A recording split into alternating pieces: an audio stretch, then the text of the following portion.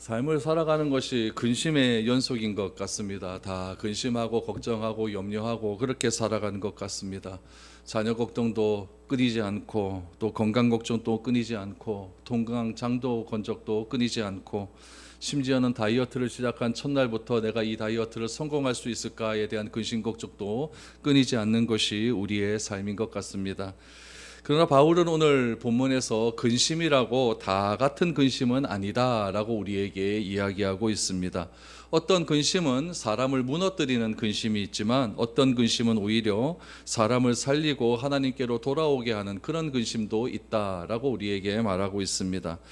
오늘 말씀을 통해서 하나님이 기뻐하시는 참된 근심을 통해 우리에게 주어지는 결과가 무엇인지를 한번 살펴보았으면 좋겠습니다. 그래서 오늘 바울의 근심을 우리도 같이 근심함을 통하여서 바울이 깨달았던 그런 모든 깨달음의 은혜가 우리 가운데도 함께 넘쳐날 수 있기를 바랍니다. 우리 고린도 후서는요, 다른 서신서들과는 달리 바울의 개인적인 감정과 속마음이 굉장히 많이 드러나 있습니다. 바울은 이전에 고린도 교회 성도들 일부들이 바울에 대한 비방함들이 많이 있다는 이야기를 듣게 됩니다. 다른 복음을 들고 있던 그런 사람들이 고린도 교회로 들어오게 되죠. 그러면서 바울의 사도됨을 부정하기 시작을 합니다. 사도라고 하는 것은 예수님과 같이 지내고 3년 동안 함께 한 것이 사도이고, 또한 어떤 이적을 또 베풀고 또 하나님 어떤 개인적인 영적인 체험들이 많은 것이 참된 사도인데, 바울에게서는 그런 것들을 찾을 수 없다라고 교회에 들어와서 굉장히 잘못된 바울에 대한 비방을 많이 한 일들이 있게 됩니다. 그래서 바울은 이런 일들에 대해서 눈물의 편지라고 하는 편지를 보내게 됩니다. 바울이 고린도 교회에 보낸 편지는 총 4통의 편지를 보내요. 고린도 전후서 이게 2편의 편지와 우리에게 알려지지 않은 편지 2통, 이렇게 4편의 편지를 보내게 됩니다. 우리에게 전해지는 편지는 이 고린도 전후서 2편밖에 없죠. 이 눈물의 편지라고 하는 것은 고린도 전서 다음에 보낸 편지입니다. 그러니까 고린도 전서를 먼저 보냈고, 그 다음에 눈물의 편지라고 하는 편지를 먼저 보냈고, 그 다음에 고린도 후서가 나오고 알려지지 않는 편지, 이렇게 4통의 편지가 들어가게 된다라는 이야기죠. 그런데 바울이 보낸 이 편지의 내용, 이 눈물의 편지가 어떤 내용들이 담겨져 있었는가? 일단 바울이 여러 가지 소식을 듣게 되는 거죠. 고린도 교회가 자신을 부인하는 말들, 부정하는 말들, 사도권에 대해서 굉장히 부정하는 말들. 우리 고린도 전서에도 보면 여러 가지 교회들의 문제들이 있지 않습니까? 그런 것들을 바라보면서 바울이 그 눈물의 편지에다가 조금 과하다 싶은 정도로 강한 어조로 편지를 보낸 거예요. 너희들 이런 식으로 하면 안 된다. 내가 너희들을 위하여서 어떠한 삶을 가지고 이게 고린도 교회를 개척했는데 너희들이 나의 사도됨을 부정하고 이렇게 하면 큰일 난다라고 하면서 좀 강한 어조로 이렇게 편지를 보냈다라는 이야기죠. 그런데 바울이 편지를 쓰고 난 다음에 가만히 있다 보니까 후회함이 생기는 거예요. 너무 세게 쓴 거 아닌가, 너무 세게 써서 우리 성도들이 또 상처받은 것 아닌가, 이런 후회함들이 막 일어나게 된 거예요. 이 바울이 눈물의 편지를 누구의 편을 통해서 보냈냐면은 디도라고 하는 사람을 통해서 고린도로 이렇게 보냈거든요. 고린도로 보냈는데 이 굉장히 후회함이 되는 거죠. 너무 세게 쓴 것 아닌가 후회함이 됐는데, 디도가 그 편지를 고린도 교회 성도들에게 보내고 난 다음에 다시 바울에게도 왔을 것 아닙니까? 왔을 때 디도가 고린도 교회가 그 편지를 읽고 난 다음에 변화된 상황을 설명하는데, 이들이 선생님이 보낸 편지를 듣고 다 회개했다고 합니다. 다 회개를 했다. 그러니까 바울이 그 말을 듣고 너무 기뻐하기 시작을 한 거죠. 나에게는 근심이 있었다는 이야기죠. 너무 세게 써서 성도들이 힘들게 한 것 아닌가라고 하는 그런 마음이 있었는데, 이 디도의 소식을 듣고 가만히 보니까 그렇게 세게 쓴 것을 가지고 이 고린도 교회 성도들이 신실하게 진실되게 받아들인 겁니다.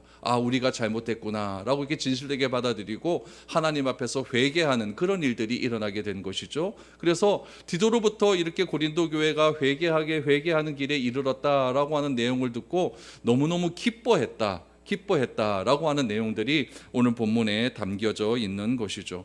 그러니까 바울이 기뻐한 것은 딴 거 아니에요. 편지로 인해서 잠시 근심했지만은 결국 회개에 이른 것, 고린도 교회 성도들이 회개에 이른 것을 보고 참으로 기뻐했다라는 이야기죠.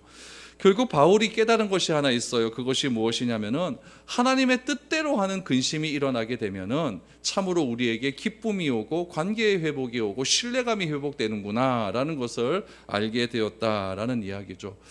우리에게도 여러분 여러 가지 근심이 있을 수가 있습니다. 인생에서 우리 근심과 걱정을 피할 수 없지만 어떤 근심은 해도 되는 근심이 있고 어떤 근심은 하지 말아야 되는 근심이 있다라는 이야기죠.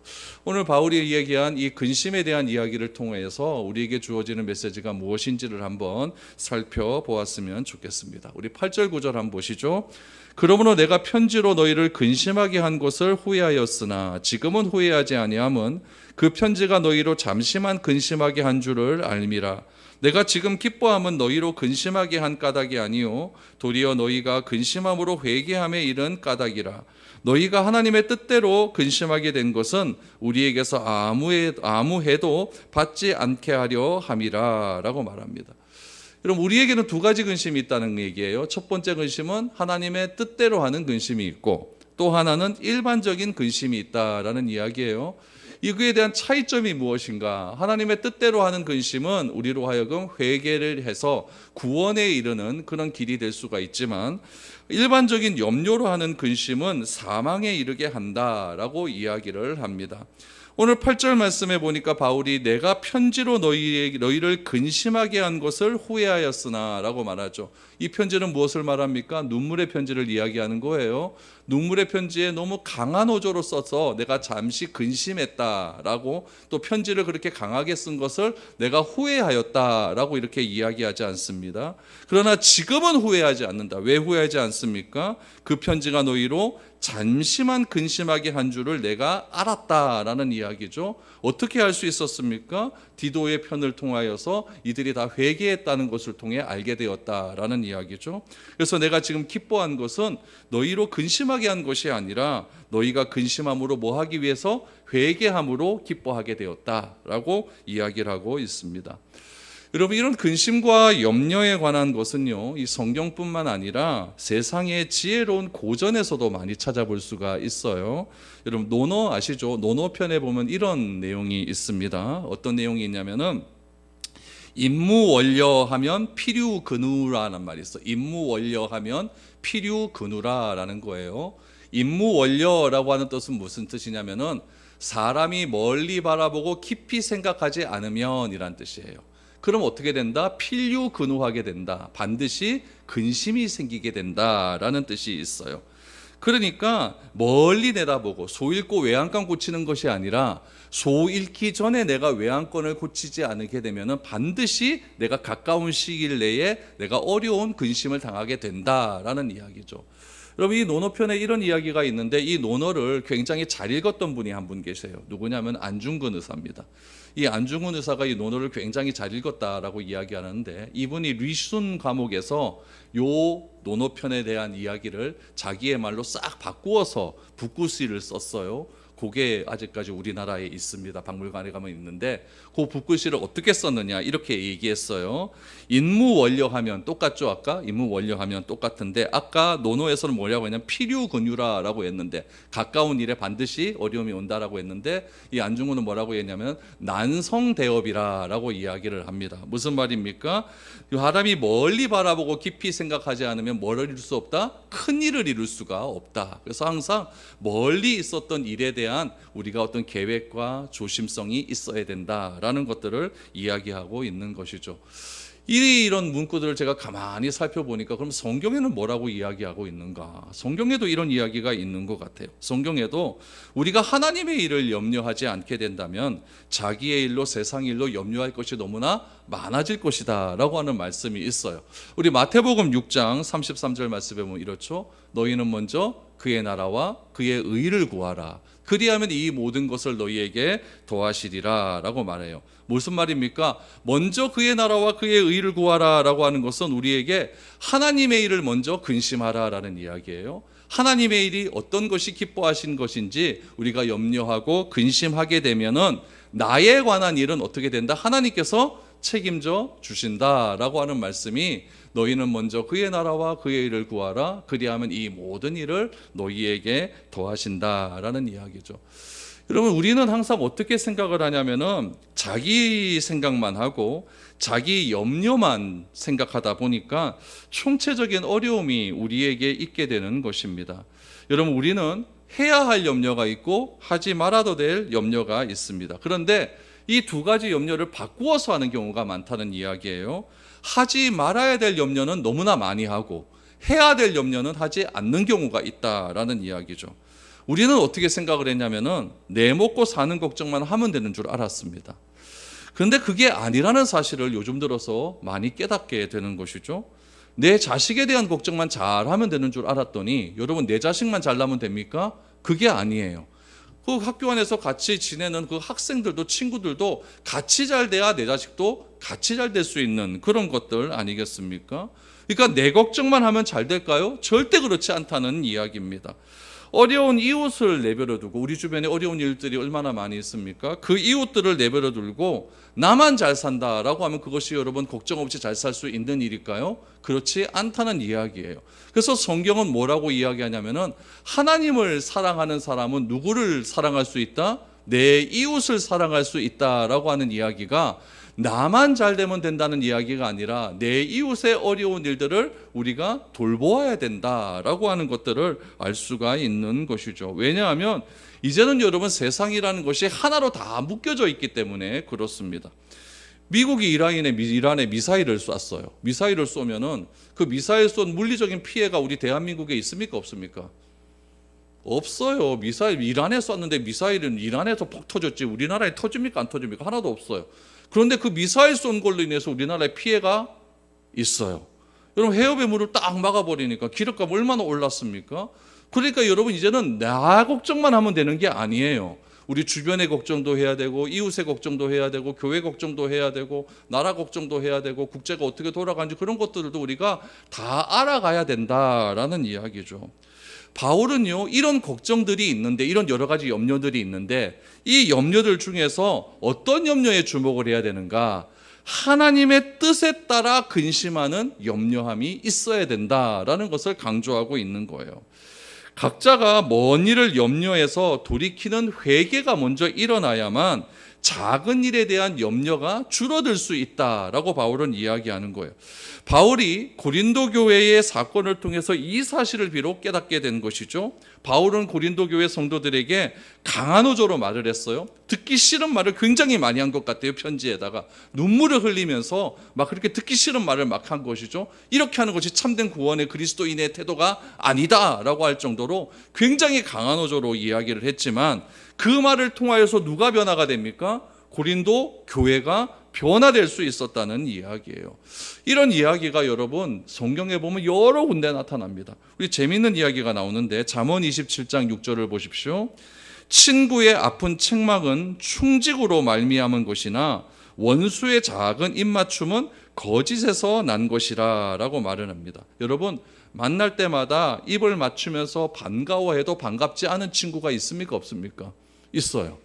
늘 언제나 나 만나면 너무너무 좋아요. 너무너무 좋아요. 아유, 이뻐졌다, 잘났다 막 해주는데 반갑지 않은 친구가 있어요. 그런데 나를 만날 때마다 아주 나에 대해서 좋은 이야기를 해주는데 그게 나에게 아주 가시를 돋치는 그런 이야기죠. 그런 이야기를 했지만은 그 친구가 만날 때마다 귀하고 좋고 의미가 있는 만남이 있을 것 아니겠습니까? 오늘 잠언은 그렇게 이야기하고 있는 거예요.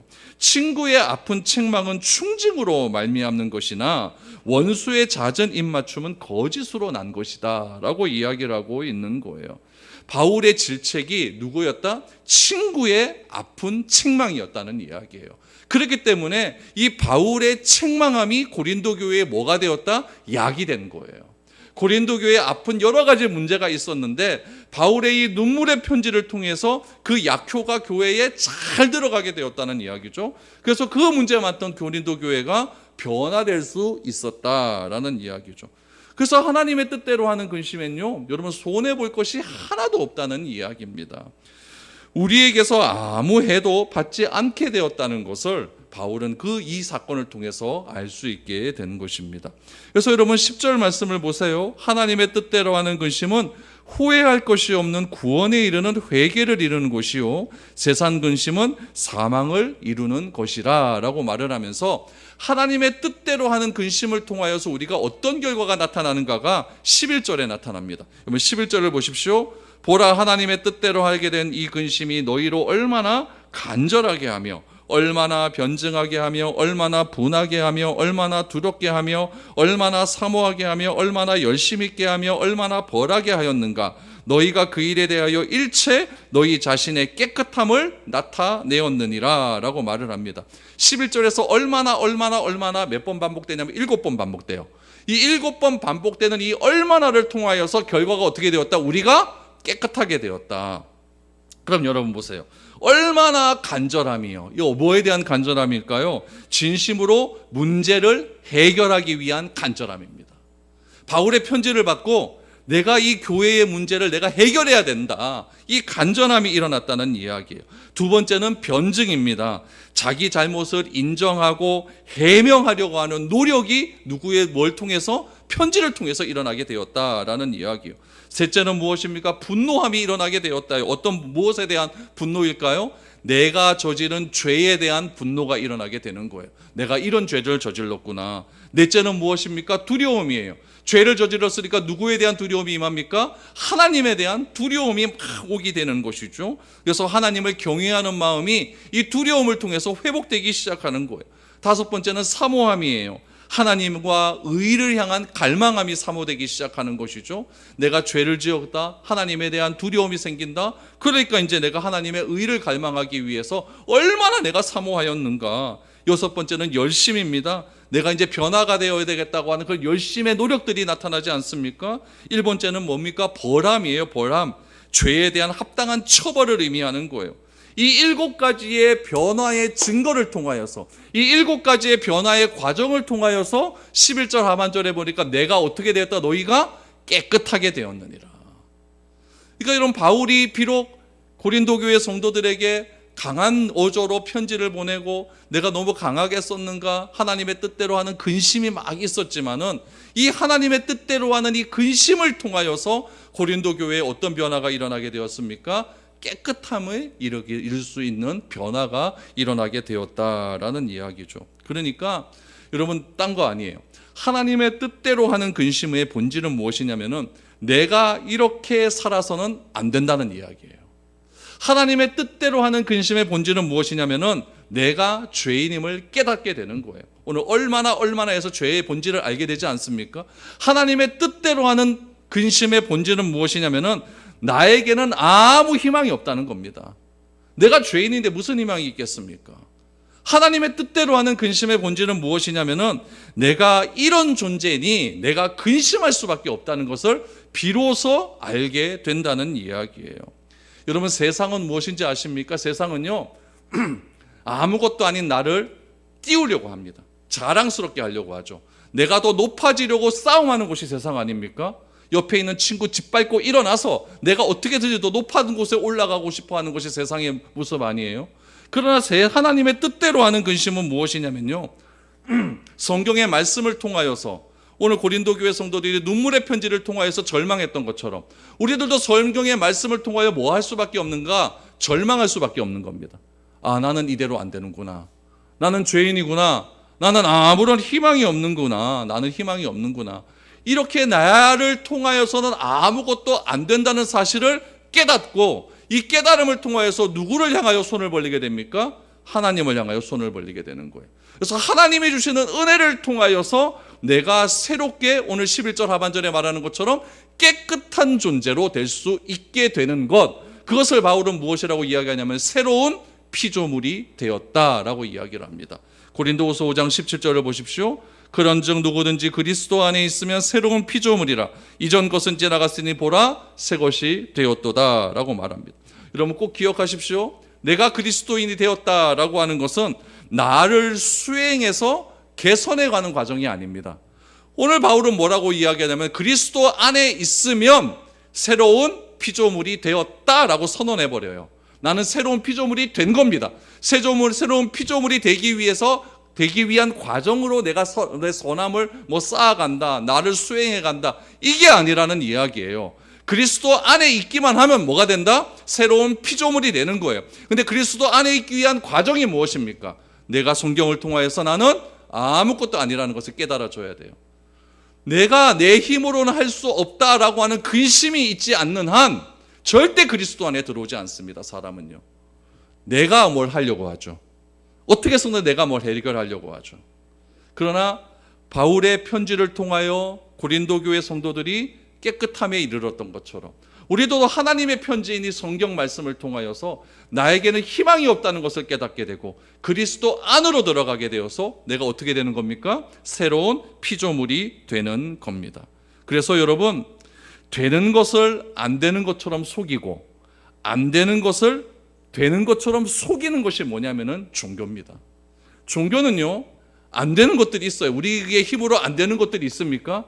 그러면 뭐라고 이야기하는지 아십니까? 100일 동안 한번 공을 한번 들여보세요. 헌금을, 돈을요, 얼마치 좀 해보세요. 얼마치 한번 내보세요. 공덕을 많이 한번 쌓아보세요. 그러면은 그 신이 감동을 해서 이것을 이루어 줄 수 있게 합니다. 여러분, 이것이 종교예요. 교회 안에도 그런 이야기들이 있습니까? 없습니까? 있어요. 그러나 여러분, 우리는 하나님 앞에서 근심해야 됩니다. 내가 스스로 할 수 있는 일은 하나도 없어요. 내가 뭘 한다고 될 수 있는 일은 없다는 이야기예요. 내가 무력한 존재임을 깨달아야 돼요. 그래서 하나님께 회개함을 통하여서 하나님 안에 있을 때 내가 새로운 피조물이 될 수 있다라고 하는 사실을 깨닫게 되어지는 거예요. 무엇을 통해요? 하나님의 은혜를 통해서요. 그러나 세상의 종교는 나의 공덕을 통해서 그렇게 할 수 있다라고 가르치고 있는 것이죠. 이것이 세상의 종교와 하나님의 은혜로 살아가는 우리들의 결정적인 차이점이라는 이야기예요. 이 일을 위해서 예수님께서 십자가를 주신 것 아니겠습니까? 그래서 여러분, 에스겔 18장 31절 말씀에 보면은 하나님은 에스겔에게 이렇게 얘기했어요.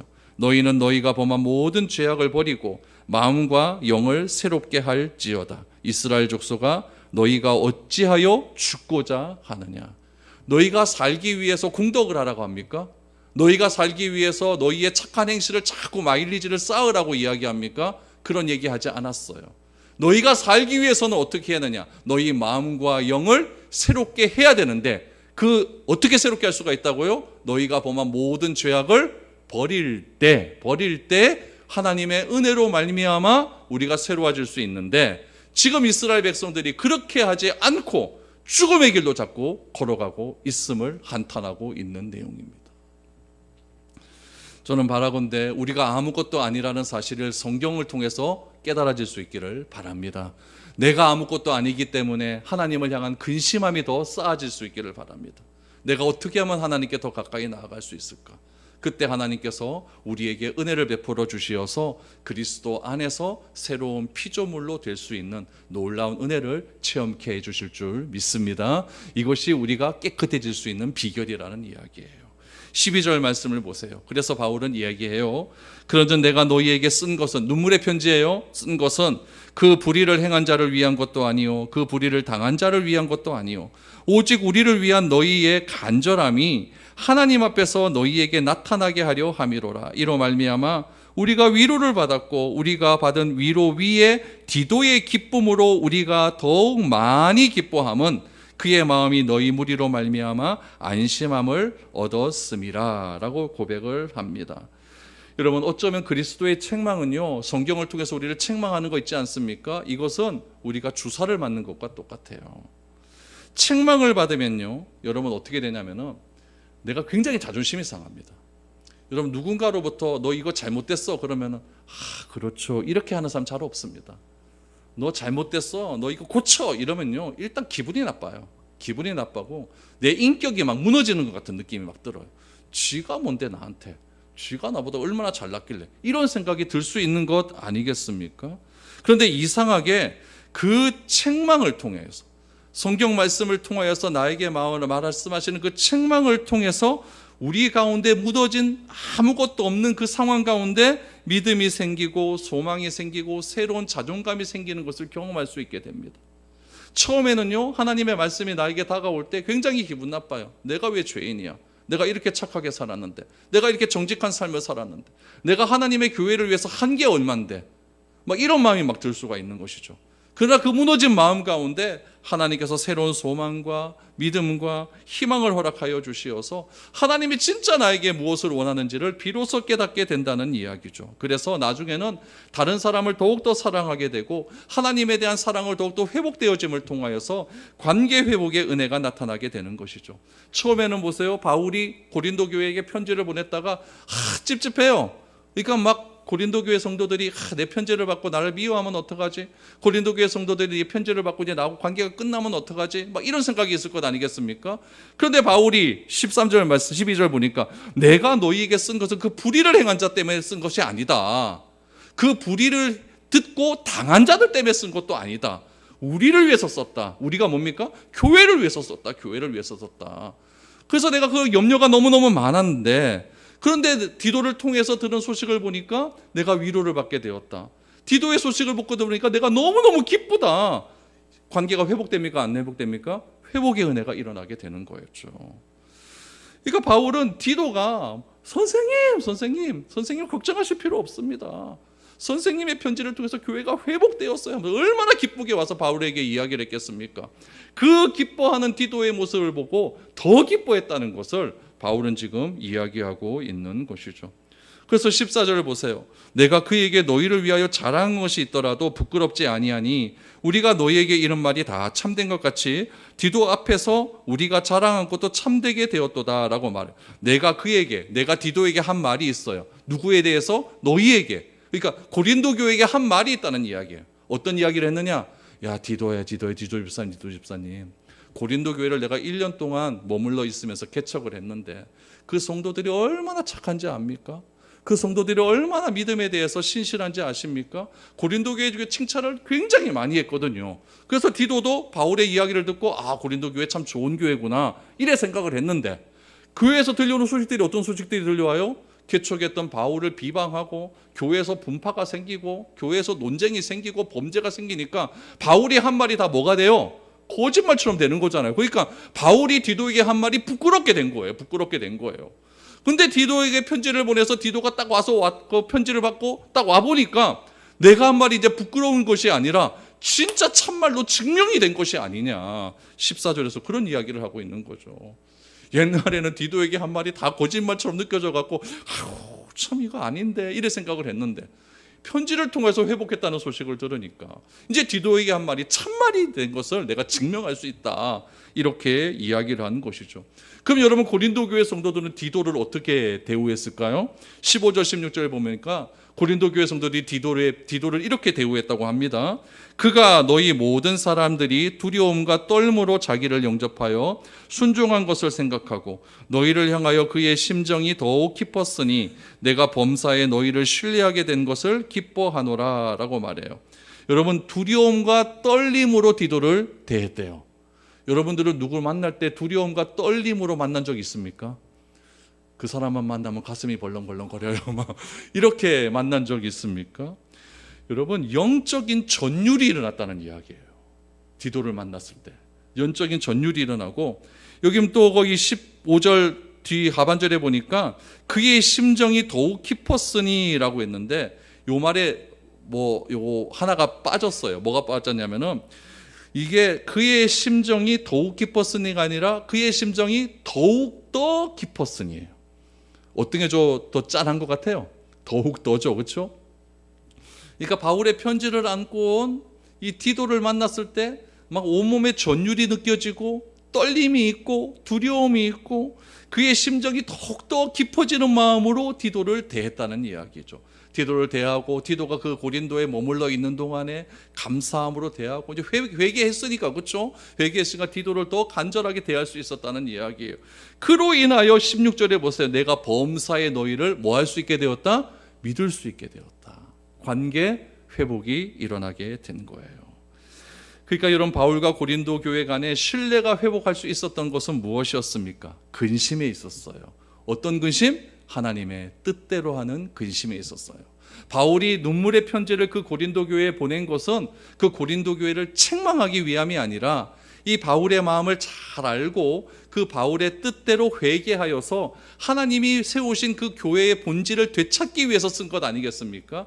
근데 조금 강도 높게 썼다는 이야기죠. 그래서 그것 때문에 조금 근심했지만 디도를 통해서 들려오는 소식들이 너무나 감사함으로 이제 너희와 나와 간에 막혔던 그 근심의 담이 다 무너져서 이제 신뢰할 수 있는 그런 관계가 되었다라고 말을 합니다.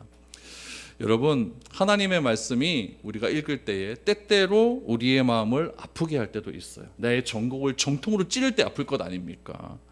하나님의 말씀이 우리를 책망할 때 우리의 감정이 상할 수도 있죠. 그럴 때 우리가 해야 할 것은 무엇이냐면요, 딴 거 아니에요. 하나님의 뜻대로 하는 근심을 해야 돼요. 하나님이 왜 오늘 나에게 이런 말씀을 주셨을까? 이 말씀이 나에게 너무너무 찔리는데 막 그런 마음이 든다면은 하나님께서 나에게 주신 이 말씀의 의미를 자꾸 되씹는 거죠. 하나님께서 왜 이런 말씀을 나에게 주셨을까? 이것이 바로 하나님의 뜻대로 하는 근심입니다. 하나님의 뜻대로 하는 근심은 우리를 어디에 이른다고요? 회개에 이르는 구원에 이르게 한다라고 이렇게 말씀하고 있습니다. 여러분, 우리에게도 하나님의 뜻대로 하는 근심이 있어야 됩니다. 교회를 위한 근심도 있어야 되고, 우리 성도님들을 위한 근심도 있어야 되고, 우리 다양한 하나님 나라를 위한 그런 근심이 있어야 됩니다. 여러분, 그 근심을 근심으로만 머물러 있게 되지 않게 되기를 바랍니다.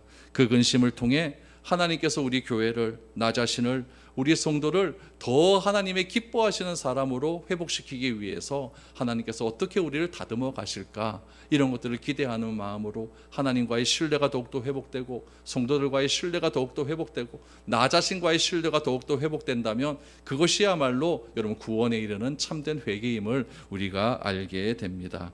하나님의 뜻을 바로 깨닫고 순종해서 하나님이 우리에게 주시는 구원의 감격과 감동을 날마다 누리며 살아갈 수 있는 저와 여러분들이 될 수 있기를 바랍니다. 이 성경은 바울이 두 번째 쓴 눈물의 편지와 똑같은 거예요. 그래서 그 말씀을 내가 있는 그대로 받아들여서 하나님의 뜻대로 하는 근심이 많아져서 우리가 하나님과의 관계가 더욱더 회복되어져 갈 수 있는 저와 여러분들이 될 수 있기를 축복드립니다.